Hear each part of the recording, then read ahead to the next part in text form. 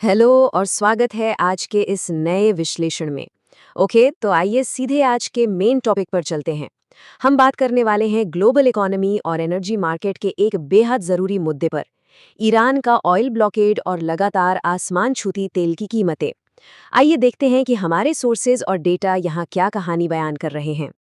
अब यहाँ एक बड़ा बेसिक सा लेकिन उतना ही बड़ा आर्थिक सवाल उठता है। सोचिए, जब किसी मार्केट में सप्लाई को अचानक से रोक दिया जाए तो आखिर क्या होता है। ये कोई मामूली सवाल नहीं है, ये एक ऐसा प्रिंसिपल है जो पूरी ग्लोबल इकोनॉमी की दिशा तय करता है। और ईरान के केस में सप्लाई में आई इस रुकावट ने एक चेन रिएक्शन शुरू कर दिया है।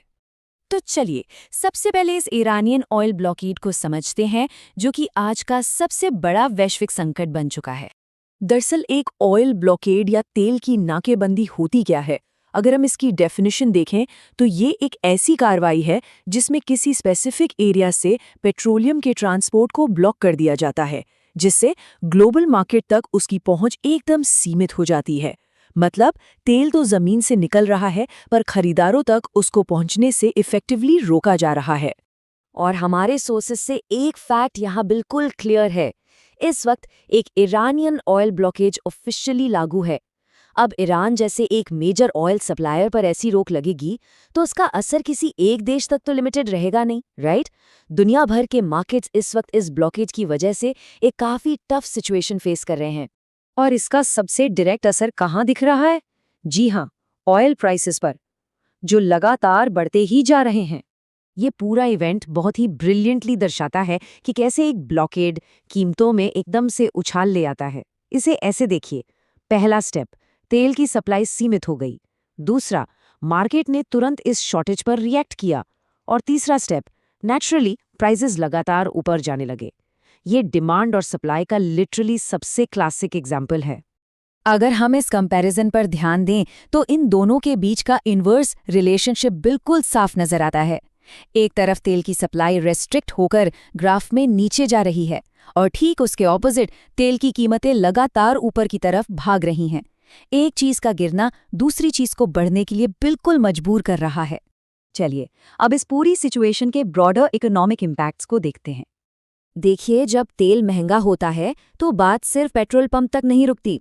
इसीलिए दुनिया भर के नेता इस ब्लॉकेड के व्यापक आर्थिक प्रभावों को बहुत गहराईता से वे कर रहे हैं, क्योंकि महंगा तेल होने का मतलब है प्रोडक्शन, ट्रांसपोर्टेशन और रोजमर्रा की चीजों का महंगा होना। यही वजह है कि इन परिणामों का इवैल्यूएशन हाईएस्ट लेवल्स पर इतनी गंभीरता से किया जा रहा है।